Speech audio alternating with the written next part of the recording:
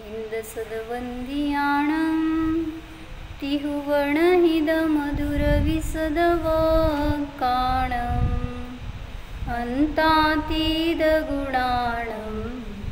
नमो जिनाणं जिदभवाणं। कुंद आचार्य भगवान की जय।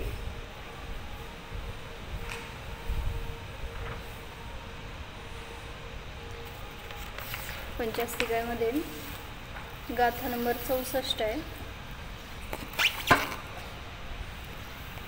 ओ गाढ गाढणीची दो ओगल काय हिंसवदो लोगो सुहमे हिंबादरे हिंय नंतानंते हिंविविहे हिम।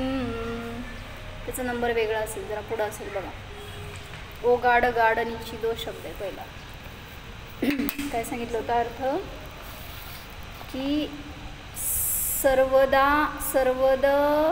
सर्वदा लोगो पोगल काय हिम ओगाड गाढ निशिदो। सर्वदा हा लोक पुद्गल कायांच्या द्वारे अवगाढ रूपाने, काय म्हणायचं, खचाखच रूपाने, भरगच्च रूपाने निशिदो म्हणजे भरलेला आहे। कशा प्रकारचे पुद्गल काय तर सुहुमेहिम बादरेहिम विविहेहिम नंतानंतेहिम। सूक्ष्म बादर विविध प्रकारचे अनंतानंत पुद्गलांच्या द्वारे हा लोक भरलेला आहे। म्हणजे अतिसूक्ष्म पुद्गल म्हणा आणि अतिस्थूल पुद्गल म्हणा। अतिसूक्ष्म पुद्गल म्हणजे कोण घ्यायचं, सूक्ष्म पण आणि विशाल असं कुठलं पुद्गल, महास्कंद, जो सूक्ष्म आहे पण संपूर्ण लोकाकाशा इतका व्याप्त आहे ना, तर तो महास्कंद, त्याच्यानी हा लोक भरलेला आहे। आणि सूक्ष्ममध्ये जो अल्प परिमाणवाला आहे तो परमाणू, तर तो सुद्धा त्याला म्हटलं सूक्ष्म। आणि बादरमध्ये सुद्धा काय म्हणायचं, त्याची अवगाहना सगळ्यात छोट्यापासून ते सगळ्यात मोठं आकारमान असणाऱ्या प्रमाण अशा त्या पुद्गल कायांच्याद्वारे हा लोक भरलेला आहे। मग काल बघितलं होतं ना, म्हणजे परवा एक दिवस बघितलं होतं आपण की जे लोकाकाश आहे त्याच्यामध्ये बादर पुद्गल कुठं आहेत असा प्रश्न आला होता। लोकाकाशामध्ये जीव म्हणत नाही बरं का मी, बादर जीव नाही। हां, तो प्रश्न झाला होता आपला, पण पहिल्यांदा पुद्गल कायचं बघू। काय सांगितलं होतं, लोकाकाशामध्ये सूक्ष्म आणि बादर पुद्गल काय का म्हणलं होतं, काय म्हणजे बहुप्रदेशी, त्यामुळं नुसतं पुद्गल नाही म्हणलं, पुद्गल काय म्हणलं। तर असे पुद्गल काय लोकाकाशामध्ये कुठं कुठं आहेत हे सांगताय तुम्ही की सामान्य सगळीकडे आहेत। पूर्ण लोकाकाशामध्ये खचाखच भरलेले आहेत हे सांगितलं ना। तर मध्य लोकामध्ये ठीक आहे, काय तुमचे 4 गतीचे सगळे जीव जे जिथं कुठं आहेत तिथं सगळीकडं त्यांच्या अपेक्षेने सगळीकडे पुद्गल आहेतच। त्यांच्या शरीराच्या निमित्तात म्हणा किंवा इतर जे काय साधन सामग्री आहे त्याच्या निमित्तात सगळीकडे पुद्गल आहेत। बाहेर आता इथं वातवलयामध्ये कुठले जीव आहेत किंवा तिथं कुठलं पुद्गल काय आहे, समुद्र इधर है, इधर मध्य लोक में ये जो है ना इधर वातवलय, तर मग ह्याच्यामध्ये पुद्गल काय कसं आहेत का नाही आहेत।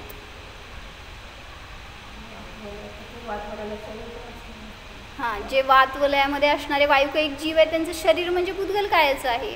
त्यामुळं प्रत्येक प्रदेशावर एकेंद्रियांचं जे शरीर आहे ते पुद्गल काय आहे। त्यामुळे जिथं कुठं पुद्गल येणार आहेत व्याप्त तिथं सगळीकडं पुद्गल जीव येणार आहे, तिथं त्यांचं शरीर येणार, त्याच्या निमित्तात पुद्गल आहेच। त्यामुळं एक प्रश्न असा होता की वातवलयामध्ये कुठले कुठले जीव आहेत सांगा, निखिलीताई, दीपाली भाभी, म्हणजे मी बघितलं पण मला असं मिळालं नाही त्याचा आधार अजून। वातवलयामध्ये कुठले म्हणजे वायुकैक जीव आहे हे मी सांगते, बाकीचं तुम्ही सांगा। आणि जलकैक पण आहेत तिथं। पण लोकाकाशामध्ये 6 आहेत ना, लोकाकाशाच्या बाहेर फक्त एकेंद्रिय जीव आहेत ना। लोकाकाशाच्या बाहेर नाही, त्रस नाडीच्या बाहेर म्हणा, लोकाकाशाच्या बाहेर जाऊ नका। हा त्रसनाडीच्या, हा लोकाकशा त्रसनाडीच्या बाहेर फक्त एक इंद्रियच आहेत ना. बरोबर आहे. वातवलयामध्ये पण एक इंद्रियच असणार की, हो की, दुसरे पण कोणते असणार? कुठले जीव आहेत? एकेंद्रियच की, ऑब्व्हियसली एकेंद्रियच. त्रसनाडीच्या बाहेर त्रस जीव नाहीच आहेत. हा. मग सगळे जीव पाच तिथं आहेत प्रकारचे का? इंद्रिय नसतात ना. तर सूक्ष्म वनस्पती नाही, पण वायू काही. नाही नाही, सूक्ष्म एकेंद्रिय तर सगळे आहेत सगळीकडं. सांगितलं ना त्यांनी इथं जयसेनाचार्यांच्या टीकेमध्ये खुलासा केला आहे आत्ताच्या 64 गाथेचं पहिली ओळ आहे जयसेनाचार्यांची. त्यात सांगितलं त्यांनी, अवगाढ गाढ निचितः यथा पृथ्वीकायिकादी पंचविध सूक्ष्म स्थावरैः अंजनचूर्ण पूर्ण समुद्रक न्यायेन अवगाढ गाढ रूपेण नैर्यंतरेण निचितः भृतः. मिळालं? नाही मिळालं? हो, तुमचा पान नंबर सांगा की त्यांना. म्हणजे पाची स्थावर. हां, तर पाची स्थावर सूक्ष्म 3 लोकांमध्ये सगळीकडे आहेत हे सांगितलंय. म्हणजे पृथ्वीकायिक आदी 5 प्रकारच्या सूक्ष्म स्थावरांच्या द्वारे ज्याप्रमाणे लोक नैर्यंतरेण निचितः अवगाढ गाढ रूपेण, म्हणजे भरगच्च रूपाने निरंतर रूपाने अंतर न सोडता, असं निश्चित म्हणजे भृत म्हणजे भरलेला आहे. कशा रीतीने? तर अंजनचूर्ण पूर्ण समुद्रक न्यायेनं. म्हणजे काय? काजळाची डबी असती म्हणा ना तुमच्याकडं विकायला. तर त्या डबीमध्ये जसं ते अंजन खचाखच भरलेलं आहे, एक प्रदेशसुद्धा त्याचं रिकामं नाही आहे, असं त्याप्रमाणे सूक्ष्म एकेंद्रियांच्याद्वारे संपूर्ण लोक खचाखच भरलेला आहे. अवगाढ गाढ निश्चितः. मग हे एक उदाहरण दिलं, याच्याप्रमाणे भूतगल काय सुद्धा भरलेला आहे हे सांगायला लागले. तर हा प्रश्न नव्हता. म्हणजे ह्याच्यातून सिद्ध तर झालं की सूक्ष्म एकेंद्रिय सगळे, तर सगळीकडं सगळे जीव आहेत पाची एकेंद्रिय. म्हणजे पृथ्वीकायिक सुद्धा तिथं आहेत, वनस्पतिकायिक पण आहेत. कसं काय? निगोदी जीव आहेत, वनस्पतिकायिकमध्येच येतात निगोदी जीव. अग्निकायिक म्हणजे काय, तिथं तर्क लावायची गरज नाही आहे, सूक्ष्म अग्निकायिक सगळीकडे आहेत. तसंच सगळे पाची एकेंद्रिय सगळीकडे आहेत हे लावलं. तर आमचा प्रश्न कुठं आला होता? सुटला का हो दीपाली भावी? तुमचं मुंबईमधून पण प्रश्न पुण्यात गेलाय काय?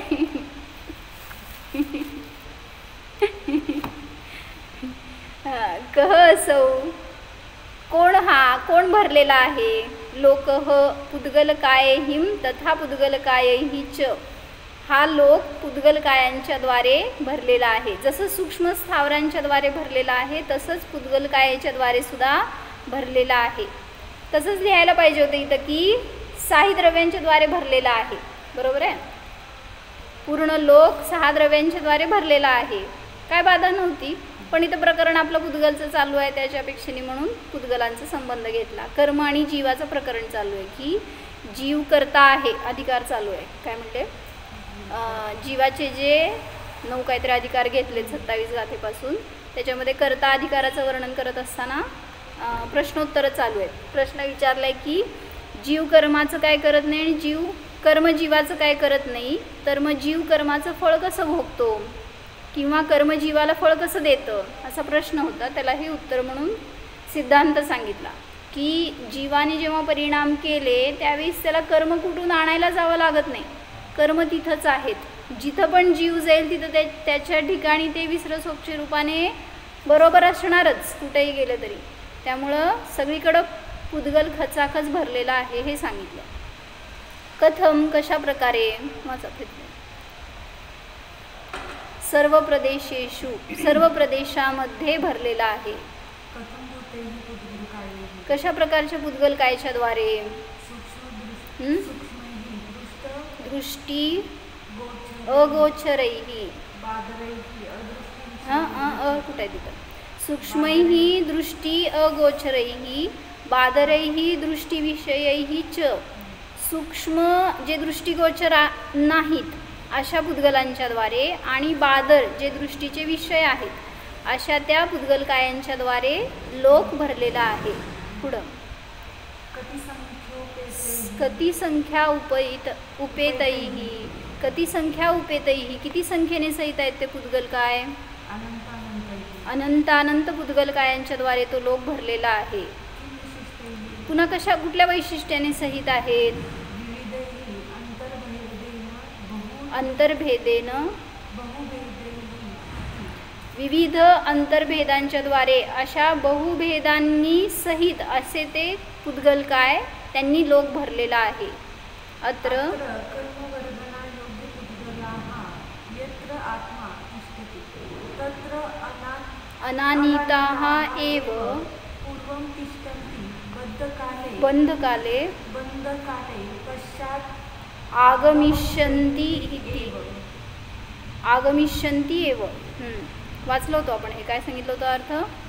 येथे कर्मवर्गणायोग्य पुद्गल जेथे आत्मा आहे तेथे अनानीताः एव न आणताच पूर्वम तिष्ठन्ति पूर्वी स्थित आहेत ते कर्मवर्गणायोग्य पुद्गल. नंतर बंध कालामध्ये ते जीवाच्या प्रदेशामध्ये येऊन बांधले जातात. काय कळलं. म्हणजे जीव जिथं जातोय तिथं ते कर्मवर्गणायोग्य पुद्गल आहेतच, फक्त ते जीवाचे नाही आहेत अजून. मग जेव्हा जीवाने परिणाम केले त्या समयात ते आले म्हणलं गेलं. कुठं आले. पंढरपूरहून अकलूजला आले असं नाही. जीवाच्या प्रदेशामध्ये आले आणि बांधले गेले असं म्हणलं गेलं तिथं. त्यामुळं आगमिष्यन्ति एव असं म्हणलं. म्हणून नंतर ते बंधकालामध्ये येतात. मग आम्ही याच्यामध्ये नाही लावला होता. काय म्हणले. द्रव्यकर्म जीवाचे म्हणल्यावर कुठलं नाही लावतो आपण.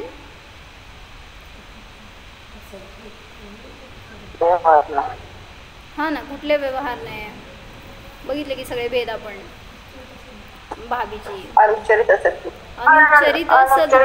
द्रव्यकर्म नोकर्म सगळे पुद्गल काय आहेत त्यांचा संबंध अनुच्चरित तिसरा नाही घ्यायचा. अनुच्चरित असद्भूत व्यवहार नाही आणि ते जीवाचे. भैया वही कुठे आहे. लिहिलंय ना तुम्ही ते. नय 3 दाखवलेले आपण ते. त्याच्यामध्ये सांगितलं होतं पहिल्या नयामध्ये गुण जीवाचे दाखवले किंवा द्रव्याचे. दुसऱ्या नयामध्ये दुसरा नाही कुठला उपचरित सद्भूत त्याच्यामध्ये पर्याय द्रव्याची दाखवली. तिसऱ्या म्हणजे अनुपचरित सद्भूत व्यवहार न्यायामध्ये 2 द्रव्यांचा एक क्षेत्रावगा हा संबंध दाखवला. मग त्याच्यामध्येच घ्यायचं द्रव्यकर्म नोकर्म जीवाचे. तर हे अनुपचरित सद्भूत व्यवहार न्यायाने.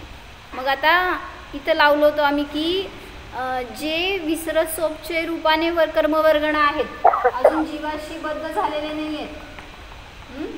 म्हणजे तयार पोझिशनमध्ये आहेत अजून. ते जीवाचे नाही म्हणले गेले अजून. त्यांचा जीवाशी संबंध कुठल्या न्यायाने. आता जेव्हा तुम्ही द्रव्यकर्मांचं उदयाला म्हणता त्यावेळेस ते द्रव्यकर्म माझे म्हणता त्यावेळेस ते जीवाच्या प्रदेशात आहेत किंवा जीवाचे कर्म म्हणता म्हणून ते अनुपचरित सद्भूत व्यवहार नाही होता. पण जे अजून सांगायलेत ना अजून तुम्ही आगमिष्यन्ति अजून येणार आहेत तर त्या कर्मांचा जीवाशी कुठल्या न्यायाने संबंध आहे. बरोबर. अनुपचरित असद्भूत व्यवहार नाही. का बरं. संबंध नाही ना जीवाशी. होय ना. हां ते कर्मांशीच भावकर्म ना उपचरित असद्भूत. नाही भावकर्म उपचरित असद्भूत बाहेर घालायचं एकदम. खोट्यातला खोटा नाही. ज्याचा की माझा आणि त्याचा संबंधच नाही आहे. ते माझ्या अजून प्रदेशातच नाही आहेत. त्यामुळं भावी नैगम नाही आणि ते माझे होणार आहेत किंवा त्याला तुम्ही माझं म्हणताय तर आत्ता त्यांचं जसं हां तसंच की. पण आता इथं काय सांगतायत की तुम्ही परिणाम केले आणि कर्म येऊन बांधले गेले पण अजून पुढच्या परिणामांच्या निमित्तात जे कर्म येणार आहेत ते रेडी आहेत तुमच्याजवळ आत्ता अजून बांधले गेले नाही आहेत. तर त्यांचा जीवाशी संबंध सांगताना उपचरित असद्भूत व्यवहार नाही लावला कारण त्यांचे प्रदेश भिन्न आहेत. अजून त्यांचा जीवाशी संबंध झालेला नाही म्हणून तिथे लावला कुठला उपचरित असद्भूत व्यवहार न्यायाने किंवा भावी नैगम न्यायाने ते जीवाचे कर्म असं तुम्ही म्हणणार पण अजून त्यांचा संबंध नाही.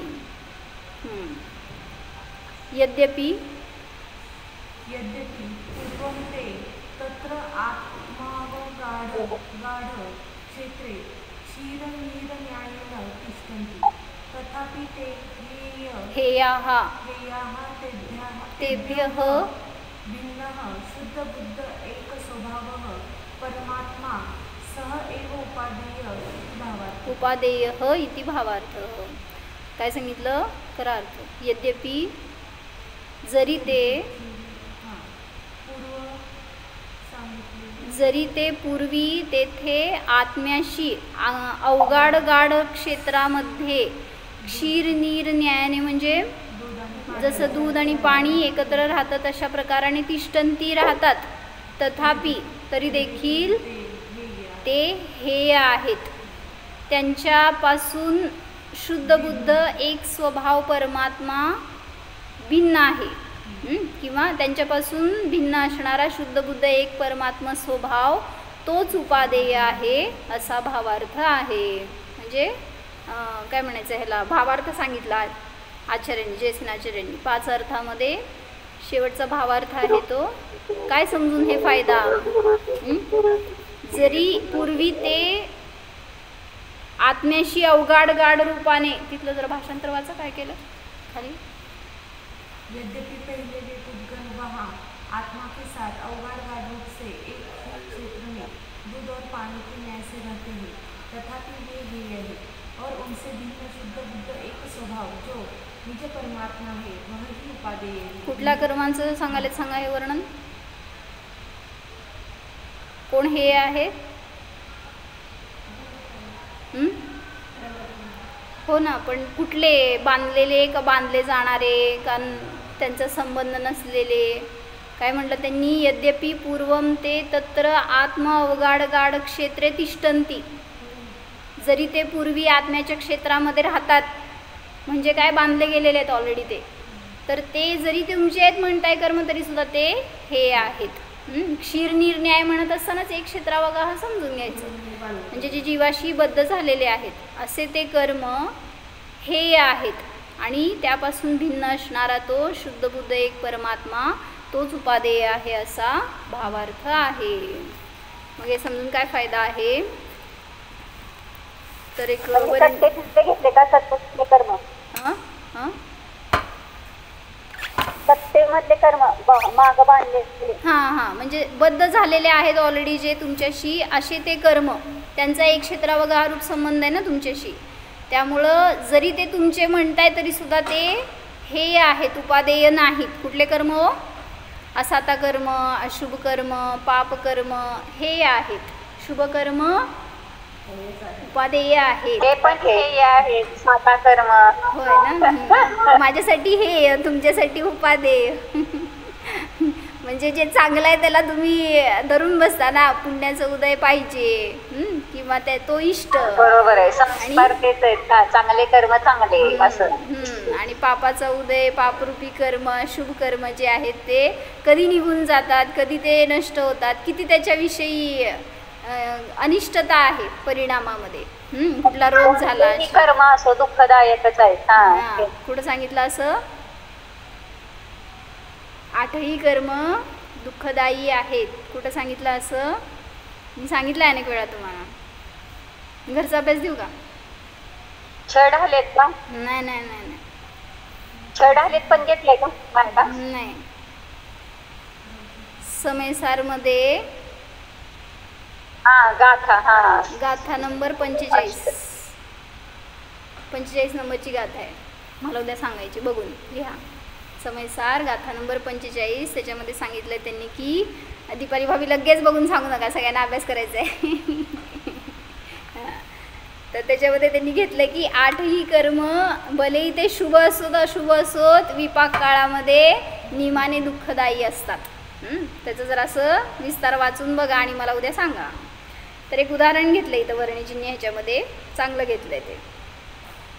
जसं इथं सांगितलं की पूर्ण लोकाकाश सूक्ष्म बादर आदी अनेक प्रकारच्या पुद्गलकायांनी भरलेला आहे.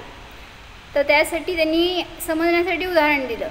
कभी देखा होगा किसी बाग में जंगल में घूमते चले जाए तो कभी कभी सिर के ऊपर सैकड़ों छोटी छोटी मक्खी भिनभिन आती है.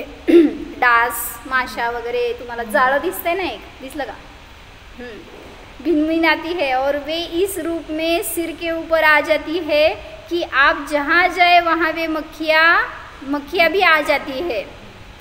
आप दौड़ लगाए तो वे भी दौड़ लगाती हुई सिर पर चलेगी. तुम्ही पळाला तर ते पण पळतात. कशावरून हो, तुम्ही जमिनीवरून, त्यांनी तुमच्या डोक्यावरून. आप कहीं बैठ जाए तो वे भी वहीं भिनकती है रहेंगी. वे मक्खियाँ आप में आपके कुर्ता की तरह नहीं चिपटी हुई है, तो भी वे आपके साथ साथ जा रही आहे. कशासाठी उदाहरण सांगतायत? हां, विसरत सोपचे ज्यांचा अजून तुमच्याशी बंद झाला नाही आहे, मग त्यांनी उदाहरण सांगितलं कपडे जसं तुमच्याशी बंद आहेत, एक आत्ता तुमच्याजवळ आहेत, तसं त्या मक्खींचा समूह तुमच्याजवळ आहे का, तो तुमच्याशी एकमेक आहे का आत्ता. तसंच सांगितलं विसरत सोपचे पण तुमच्याशी बद्ध नाही आहे, पण तुमच्याबरोबर फिरत आहेत सगळीकडं. उन मक्खियों में आपने क्या कर दिया पर उनकी प्रकृती है. तुम्ही अजून त्यांना काय बरोबर आणलं नाही आहे किंवा बांधलं नाही आहे, पण तरीसुद्धा ते तुमच्याबरोबर येत आहेत. ये अनंत विसरत सोपचय कार्मण द्रव्य जो अभी कर्मरूप नहीं हुए फिर भी जीव के साथ लगे हुए हैं. जीव अशुद्ध विचार करे, संकल्प विकल्प में मस्त रहे, तो कर्म कहीं से लाना नहीं पड़ता, हमारे साथ ही बंधे पड़े हैं. जहाँ परिणाम खोटा हुआ कि वे ही परिणाम कर्मरूप बन जाते हैं. जिथं परिणामांमध्ये विचलितता झाली तिथं सांगितलं ते कर्म विसरसोपचयमधून काय झाले, तुमच्याशी बद्ध झाले. म्हणजे ज्यांचा तुमच्याशी संबंध नव्हता ते तुमच्या रूपाने परिणमित झाले. विसरसा म्हणजे स्वभावाने, प्रकृतीने. उपचय म्हणजे गोळा करणे. मग विसरसा म्हणजे प्रकृतीनेच ज्यांचा उपचय म्हणजे ढेर झाला आहे किंवा गोळा झालेले आहेत, असे ते कार्मण द्रव्य जे कर्मरूप नाहीत पण कर्मरूप बनण्याची त्यांच्यामध्ये योग्यता आहे. ऐसे एक एक कार्मण द्रव्य जीव के साथ ऐसे लगे हुए हैं कि मरने के बाद एक भव छोड़कर दूसरे भव में जाएंगे. यूँ समझ लो कि बंधे हुए कर्मों की ही तरह ये भी लग बैठे हैं. म्हणजे जरी इथून मेला आणि पुढच्या भवात गेला तरीसुद्धा हे शरीर नाही आहे, कार्मण शरीर आहे तुमच्याबरोबर, पण बरोबर विसरसोपचे पण आहे. काय काय घेऊन जात आहे हो बरोबर, काहीच नेत नाही म्हणता पण भरपूर काय काय नेता. तेजस कार्मण शरीर आहे आणि त्याच्याबरोबर असणारं विसरसोपचे पण आहे. तर ते सुद्धा बरोबर जातं. सांगितलं विसर म्हणजे विसरसा म्हणजे प्रकृतीने, स्वभावाने. उपचय म्हणजे गोळा करणे. जे तुम्ही स्वभावानेच गोळा करता किंवा ते त्यांचा उपचय झालेला आहे असे ते विसरसोपचय म्हणलं. वर म्हणजे काय, बद्ध नाही आहे तेवढं समजून घ्या. जिथं तुमचं जीव आहे तिथं ते कर्म आहेत, आलेत. मग त्यांची संख्या किती आहे, अनंत. स्वभाव घ्यायचा का विसरसोपचे पुद्गलाचा असा स्वभाव आहे की ते असे गोळा झालेत. पुद्गलाचा स्वभाव म्हणा किंवा आता जीव के साथ अनंत अनंत कार्मण पुद्गल स्कंद ऐसे घेरे पड़े हैं जो अभी कर्मरूप तो नहीं है, किंतु जीव जहाँ जाएगा वहाँ जाएगा, वहाँ वह भी सब जाएगा, और मरने पर भी कार्मण स्कंद जीव के साथ जाएंगे. अभी जो कर्मरूप नहीं हुए किंतु कर्मरूप होने की योग्यता रखते हैं, इनका नाम है विसरसोपचय. बरोबर.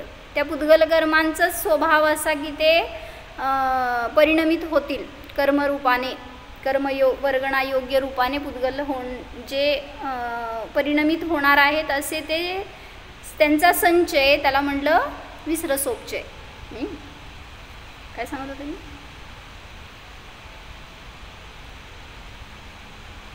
हां, म्हणजे परभवात जात असताना आपल्याबरोबर काय नाही आहे म्हणतो, पण हे सगळे आणि किती आहेत ते विसरसोपचयमध्ये कार्मण स्कंद, अनंत अनंत स्कंद आहेत हे सांगितलं त्याच्यामध्ये. त्यामुळं असे अनेक कर्मवर्गणासुद्धा आपल्याबरोबर सगळीकडे फिरतात. कोई एक अलग से नियत असं म्हणू शकतो ना की जितके आपण कर्म बांधले त्याच्यापेक्षा अनंत पटीने विसरसोपचे आहेत आपल्याबरोबर. बरोबर आहे की, कारण म्हटलं ना एकेका प्रदेशावर अनंत सांगितलं जातं, त्याचं काहीतरी गणित असं मला नाही सांगता येणार, पण एकेका प्रदेशावर अनेक पुद्गल स्कंद आहेत किंवा काय म्हणायचं विसरसोपचे रूपाने भरलेले असे ते पुद्गल परमाणू आहेत जे की तुमचे परिणामांच्या निमित्तात लगेच परिणमित होतात आणि कर्मवर्गणा योग्य होऊन बद्ध होतात. कोई एक अलग से नियत आत्मा हम लोगों को दंड देने वाला हो तब तो फिर उस प्रभु से अनंत बार चूक होती रहती. काय कळालं? उदाहरण द्यायला लागले. इस सिद्धांत सूत्र से यह बात लेना की कोणी एक जण आहे, राजा आहे आणि तुम्हाला दंड देतोय, तसं कोणी एक नियत आत्मा आहे आणि तुम्हाला दंड देतोय, तर त्या प्रभूकडून म्हणजे काय असतं ते रेकॉर्डिंग स्टॉप्ड. म्हणजे इतरेतर आश्रय दुसऱ्यावर किल्लीचं उदाहरण देतात ना त्याच्यात. हां बरोबर. म्हणजे त्याचं कोण बघणारं नाही आहे, हे इतरेतर आश्रय म्हणण्यापेक्षा अनवस्था म्हणा ह्याला. कारण तुमचं बघणार ईश्वर, ईश्वराचं बघणार कोणीतरी तिसरा, तिसऱ्याचं बघणार चौथा, असं करून एके ठिकाणी पण अवस्थान होणार नाही, असं तिथं इतरेतर आश्रय दोष येईल असं सांगतायत. तर काय म्हणलं तिथे इतर म्हणजे एक दुसऱ्यावर डिपेंड असं राहायचं का? दोन मध्ये येणार तो इतरेतर आश्रय. म्हणजे जसं माझ्या घराच्या समोर दुसऱ्याचं घर आणि जसं आपण जे म्हणतो की त्याच्यासमोर माझं घर, असं अशा हिशोबाने घ्यायचं इतरेतर. बरोबर. म्हणजे पक्का. आणि अनवस्था म्हणजे मला ज्ञान तुम्ही देता, तुम्हाला ज्ञान मी देते. त्याला म्हणायचं इतरेतर आश्रय. अनवस्थाला अवस्थानच नाही, एकाचं दुसऱ्यावर, दुसऱ्याचं तिसऱ्यावर असं अवलंबून राहणं याला अनवस्था म्हणायचं. इतरेतर आश्रय म्हणजे तुम्ही म्हणल्या सगळं ते बंद खटक्याचं कुलूप आहे आणि किल्ली कुठं ठेवली आहे, आतमध्ये. कुलपाच्या आत किल्ली आहे. आता किल्ली कशी काढायची आणि कुलूप कसं उघडायचं, आहे का कुलूप तसलं? असलं तर खिशात ठेवत जावा कुलूप किल्ली. हां, जसं तुमचं ऑटो लॉक असते ना घराला, आता इथं तर लय वेळा प्रश्न येत आहे अनेक वेळा की किल्ली आत ठेवते आणि ते दरवाजा ऑटोमॅटिक लॉक होत आहे, कसं काढायची हो किल्ली? बरं, म्हणजे ह्याला म्हणायचं जर व्यवस्था बघणारं कोणी असतं तर मग खूप प्रॉब्लेम आला असता, पण असं तर नाही. सिद्धांत यह है कि जीव ने परिणाम किया, वह अपने आप के परिणामों का निमित्त पाकर इसमें कार्मण वर्गणा कर्मरूप हो गई और उनमें प्रकृति स्थिति प्रदेश अनुभाग भी बन गया. म्हणजे तुम्ही फक्त परिणाम करताय, तुम्ही त्या कर्मांचं पण काय करताय असं नाही, अशी ऑटोमॅटिक व्यवस्था आहे हे सांगायला लागले. म्हणजे जसं ते उदाहरण दिलं ना, काय तुम्ही अन्न खाल्लं तर त्याला कोण केलं, 7 धातुरूपाने. कुठलं पाठ हाड होणार आहे, कुठलं रक्त होणार आहे, रस, म्हणजे जे काय त्याचा परिणाम होणार आहे. हां, तसंच इथं पण सांगताय तुम्ही फक्त परिणाम करताय त्या कर्मांमध्ये, तशी योग्यता की ते आपलं आपलं स्थिती अनुभाग प्रकृती प्रदेश सगळं त्याचं काय बद्ध होणार ते त्याच्यामध्ये काय म्हणायचं फीड आहे, म्हणजे ते त्यालाच म्हणायचं प्रकृतीने ते बद्ध होतात, तशी ऑटोमॅटिक व्यवस्था आहे. म्हणून तुम्ही करता असं नाही. घेतलंयच त्यांनी इथं उदाहरण पुढं. भोजन जेव्हा तुम्ही पेटमध्ये गेलं तर त्याच्यावेळीस कुठला अंश खून होण्यायोग्य आहे, कुठला पसीना होण्यायोग्य, मल मूत्र भोजन हड्डी आदि होण्यायोग्य आहे, ते प्रकृति विभाग तुरंत ही हो जाता है. मग ते हड्डी चाहे जितने ही दिनों में बने, वह परमाणु चाहे कितने ही दिनों में हड्डी रूप हो, लेकिन ऐसी प्रकृति का विभाग तुरंत हो जाएगा और उनमें स्थिति का भी विभाग है. म्हणून तुम्ही पोरग जन्माला काय विचार करता, ह्याला इंजिनियर करणार, ह्याला डॉक्टर करणार, फिक्स्ड आहे ना असं ते, तेव्हाच तुमचं काय म्हणायचं त्याच्यावर झालेलं असतंय, त्याच्यावर नामांकन. तसं इथं जे काय परमाणू तुम्ही घेतले किंवा भोजन ग्रहण केला तर त्या परमाणूवर तशी योग्यतेने फिक्स झालं की त्याचं रक्तरूप होणार, हाड रूप होणार असं.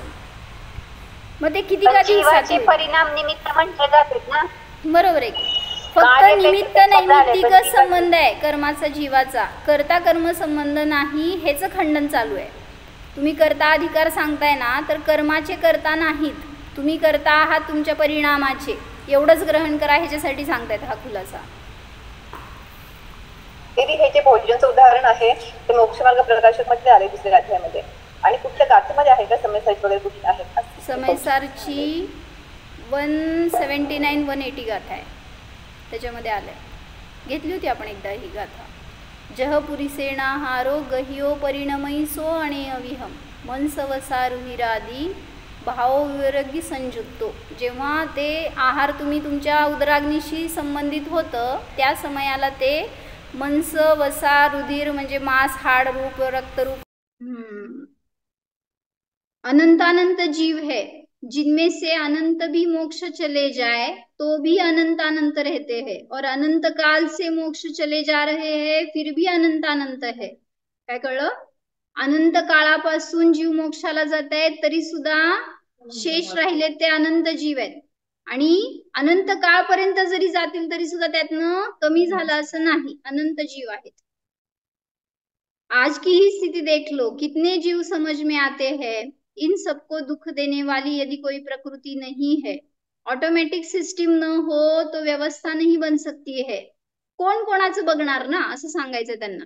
एक कोणीतरी आहे आणि तो सगळ्यांना मॅनेज करतोय, असं जे अद्वैत मतवादीचं आहे ना म्हणणं, की ब्रह्म आहे आणि तो तुमच्या प्रत्येकाचं काय म्हणायचं रेग्युलेशन करतोय, तुम्हाला कुठले कर्म बद्ध होणार, तुमचं कसं भविष्य असणार, असं कोणी जर असेल एखादा तर किती प्रॉब्लेम होईल त्याला, असं सांगायचंय.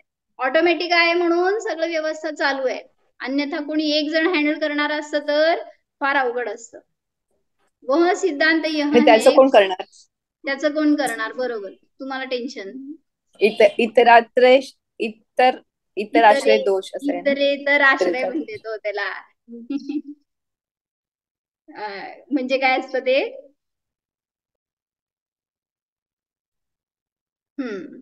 अब विपाक आएगा अवसर पर, म्हणजे जेव्हा त्या परमाणूंमध्ये तसं फिक्स झालं, जेव्हा ते ग्रहण केले गेले तेव्हाच त्यांच्यामध्ये तशी योग्यता आली की ते किती का काळाने होईना पण या रूप होणार असं. त्याप्रमाणे उनमें प्रदेश का बंद तो है नहीं, इसे कौन करता है? पेट में अन्न पहुंचने के बाद विभाग हो जाया करते हैं, यह ऑटोमेटिक सिस्टम है. आप कोई पेट में नौकर तो भेज नहीं देते की जाओ तुम्हें ऐसा ऐसा कार्य करना है.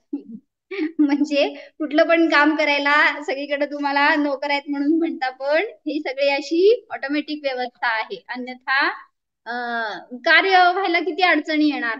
जर कोणी कार्य करणार आहे म्हटलं तर तो करता, परत त्याचा करता कोण वगैरे असेल. तर परवा आम्हाला काय आला होता प्रश्न, थोडस त्याचं खुलासा करू.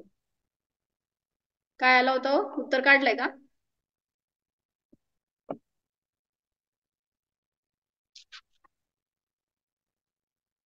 म्हणजे प्रश्न असा होता की बादर एकेंद्रिय जीव 3 लोकांमध्ये कुठं असतात. तर शास्त्रामध्ये असा उल्लेख नाहीये की सर्व लोकात असतात. सूक्ष्म एकेंद्रिय सर्व लोकांमध्ये आहेत, पण बादर एकेंद्रिय लोकाच्या असंख्यातव्या भागातच आहेत. मग कुठं आहेत? तर हरिवंश पुराणमध्ये असं उल्लेख आला की ते त्रसनाडीमध्ये आहेत, पण धवलामध्ये उत्तर आलं की लोकाच्या असंख्यातव्या भागामध्ये आहेत. मग ते परवा आपण सिद्ध केलं होतं की कुठल्या अपेक्षेने, जर हे त्रसनाडी आहे तर हे बादर एकेंद्रिय पृथ्वी काही जीव आहेत ना, जे 7 पृथ्वी दाखवता तुम्ही, तर हे फक्त त्रसनाडीमध्ये नाही आहेत, ह्याच्या बाहेर पण आहेत. त्यामुळं बादर पृथ्वी काही जीव हे अन्य ठिकाणी सुद्धा आढळून येतात. बादर म्हणजे काय? अडथळ्यांनी सहित स्थूल किंवा जे दृश्य आहेत असे ते बादर जीव, ज्यांना की आधाराची वगैरे आवश्यकता आहे, असे ते बादर जीव म्हणले जातात. तर फक्त एवढ्याच अपेक्षेने इथं बादर जीवांची सिद्धी होते की ते त्रसनाडीच्या बाहेर आहेत, अन्य कुठला अजून असा आधार तर मिळाला नाही. म्हणजे मध्य लोकातलं आपण वर्णन वाचलं होतं की, तुम्ही बघितलं होतं त्या दिवशी, वाचलं होतं तरी ते एकदा वाचते मी. मध्य लोकामध्ये 2.5 द्वीपामध्ये ठीक आहे सगळे सिद्ध करतो आपण, बादर सूक्ष्म सगळे जीव आहेत, पण 2.5 द्वीपाच्या बाहेर असंख्य द्वीप समुद्र आहेत. समुद्र आहे तिथे जलकायिक जीव आहेत, बादर सिद्ध होते. पण अन्य जीव कसे आहेत? मग तुमच्या द्वीपांमध्ये पण सिद्ध होतील. बादर पृथ्वीकायिक, जलकायिक, अग्निकायिक, वायुकायिक, वनस्पतिकायिक असंख्यात द्वीपामध्ये सिद्ध होतील, पण असंख्यात समुद्रांमध्ये अग्निकायिक जीव कसे असतात ह्याच्यासाठी प्रश्न आला होता. ते धवलाचं 7व्या पुस्तकातून वाचते मी.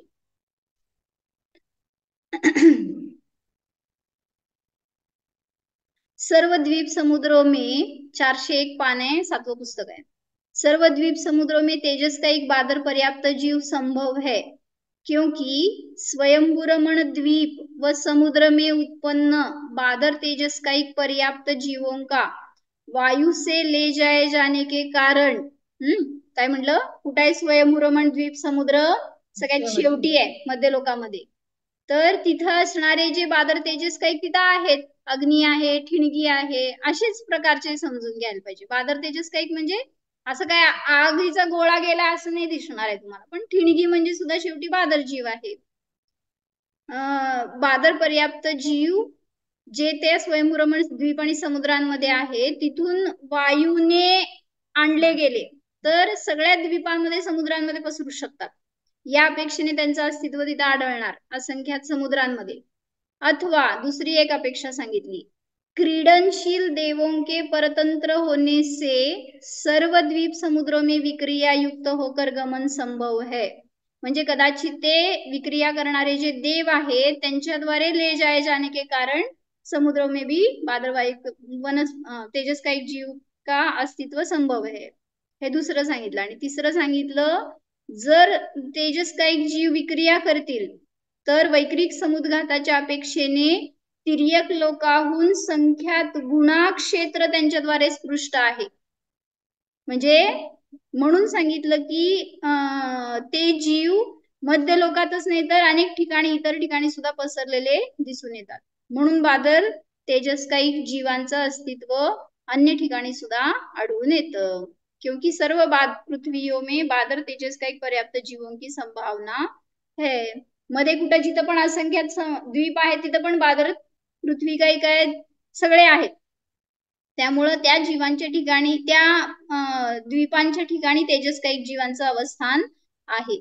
आणि एवढ्या अपेक्षेने सुद्धा सिद्ध होतं की त्रसनाडीच्या बाहेर सुद्धा त्रियक लोकांहून संख्यात गुणा त्यांची विक्रिया पसरती. म्हणजेच त्रसनाडीच्या बाहेर सुद्धा बादर तेजस काही जीवांचं अस्तित्व आढळलं. समजलं काय म्हणलं मी? हे फक्त एक बादर पृथ्वी कैकांचं सिद्ध केलं ना आपण, पण आता इथं हे त्रसनाडीच आहे ना एवढी. मग आता त्यांनी सांगितलं विक्रिया जर केली त्यांनी तेजस काही जीवांनी तर तिर्यक लोकांहून संख्यात गुणा म्हणजे कुठं पसरणार आहे? त्रसनाडीच्या बाहेर पण जाईल किंवा खाली वर अधोलोकामध्ये पण जाईल. त्या अपेक्षेने सुद्धा त्यांचं अवस्थान दिसून येतं. असं तर ह्याच्यामध्ये घेतलंय. अजून काय कुठं आधार मिळाला तर सांगा. अजून थोडं आहे त्यात प्रकरण वाचायचं, उद्या वाच.